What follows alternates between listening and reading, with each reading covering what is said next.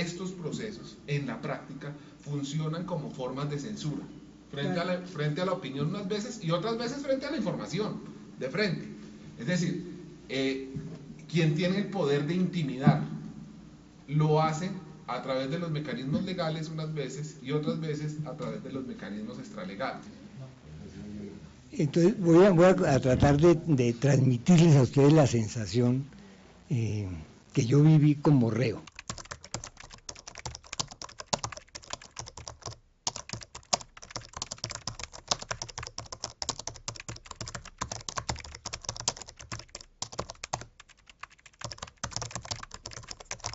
Para rectificar si es necesario, porque yo no rectifico de entrada. ¿Y a ustedes les parece bien eso?, le preguntó la jueza a los niños. Y entonces ellos dijeron, no, lo que nosotros necesitamos es que él escriba una columna, nosotros la examinamos y el espectador la publica. Y no, así no hay negocio, no puede haber negocio así. Yo no estoy dispuesto a rectificar nada en ese sentido. Vino después la primera etapa del juicio, que fue la más dramática para mí, que fue sentarme en el mismo banquillo donde minutos antes se había sentado un señor que había violado a una niña.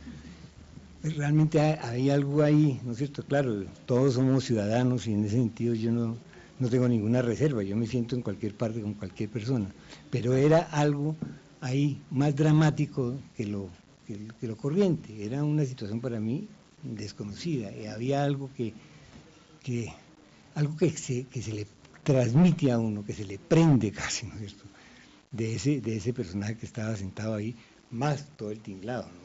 Juez de toga, yo no sabía que los jueces en Colombia tenían toga, no sabía que la fiscalía me acusaba, no sabía que era parte de la acusación, no sabía tampoco cómo comportarme, no sabía para dónde mirar, ¿no? Era una situación para mí absoluta y totalmente desconocida. La cosa se me fue complicando en el sentido en que, por curiosidad, pregunté, bueno, ¿y si pierdo qué pasa? Si pierdo qué pasa, pues si pierde, señor, usted tiene que indemnizar a los niños Araújo. Tiene que indemnizarlos, tiene que pagar a los abogados, las costas, lo que ellos se sientan afectados, etcétera.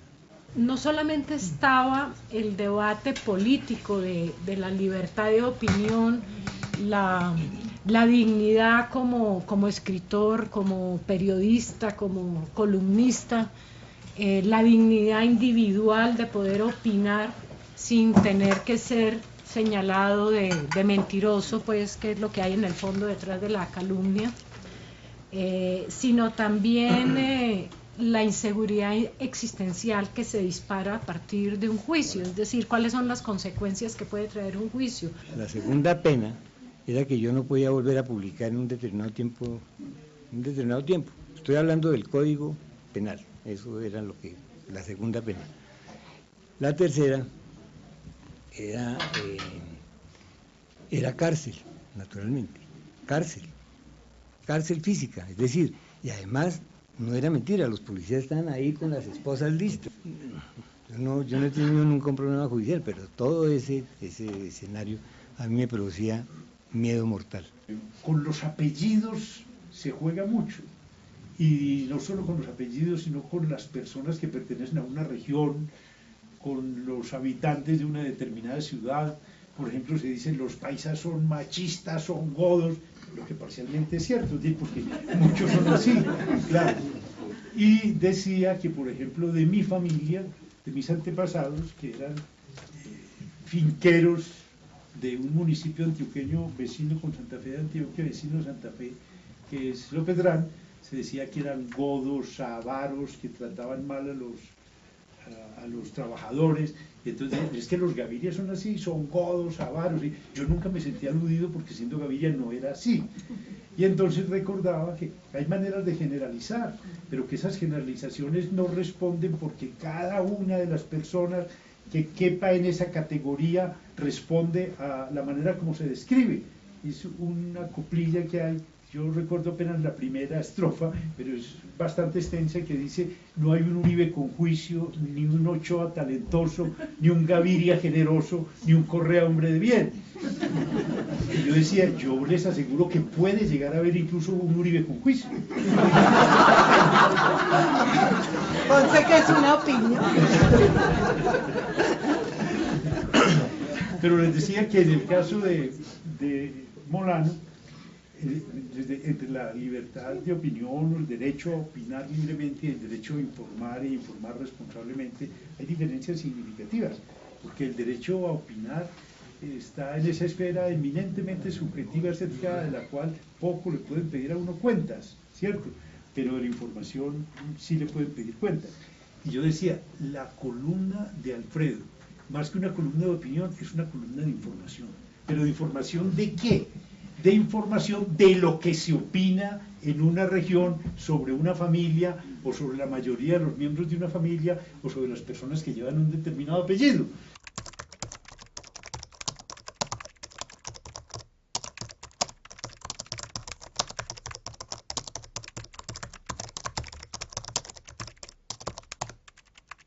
La democracia garantiza es la discrepancia.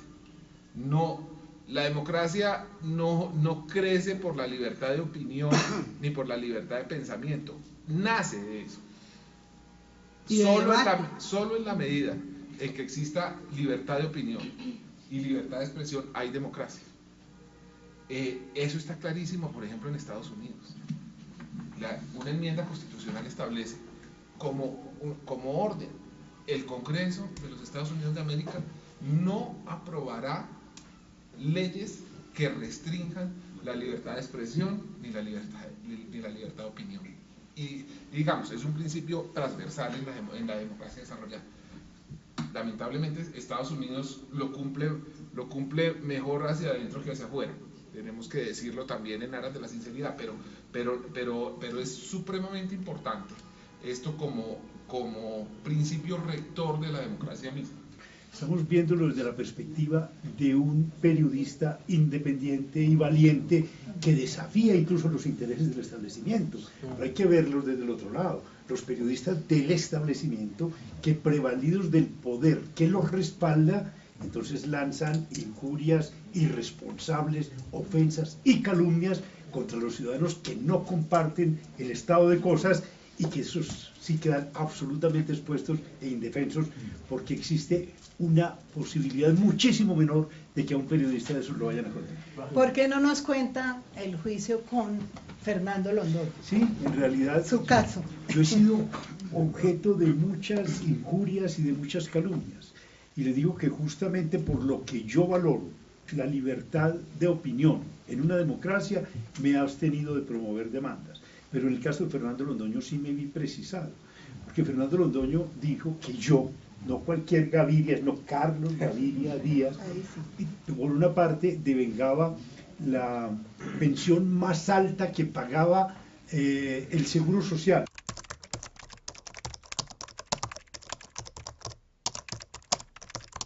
Algo más, que puedo probarlo además, que ni siquiera vi a un funcionario de los que tramitó mi pensión de jubilación, sino que mandé mis papeles y a los 6 o 7 meses me dijeron: la liquidación de la pensión es esta, que no es ni mucho menos la más alta, y por otra parte que fue tramitada de una manera completamente transparente. Y ahí sí, que me digan tramposo y que yo obtuve mi pensión de manera tramposa, eso sí es inadmisible.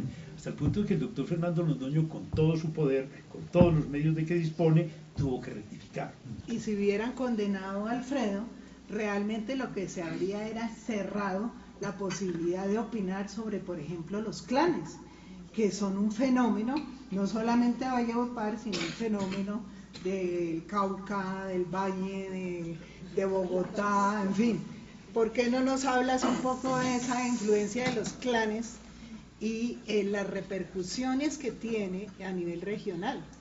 Sí, y también, María Teresa, pues un poco relacionado con lo que está planteando Bejarano, Ramiro, y es esa relación entre una cultura y también entre una estructura social, que nosotros somos de familias extensas, incluso incluso aquí en Bogotá se reproduce la concepción de familias extensas, de redes de solidaridad, pero que son cerradas y que excluyen al resto. Pero esto superpuesto a una cultura política, ya cuando se tiene poder político, pues produce una serie de irregularidades que diga, por decirlo menos, que en nuestro país son históricas, ¿verdad? En el caso de Valledupar, de la región de Valledupar, además está mezclado con cantidades de aspectos de discriminación racial, de discriminación étnica. Entonces, la manera como las familias, con este funcionamiento de familia extensa, de clan, se apropian del poder, es una manera a la cual hay que sumarle la arrogancia y la discriminación social y étnica, y el desprecio por todos los demás. La tolerancia no existe, el pluralismo no existe, y creo que eso es una de las cosas que además María Teresa en su libro también plantea, como el valor del pluralismo, que lo hemos definido, nuestra nación se supone que nos hemos definido como multiétnica y pluricultural, pero de ahí a que sea realidad todavía a nivel regional o a nivel nacional, eso pues, hay una brecha, ¿no? El que haya una brecha no quiere decir que los ideales los vayamos a dejarse, tenemos que seguir en esa dirección de búsqueda, y el derecho y el respeto a los derechos y el uso del poder para el bienestar de las mayorías y no de las élites tiene que seguir siendo un principio. Y en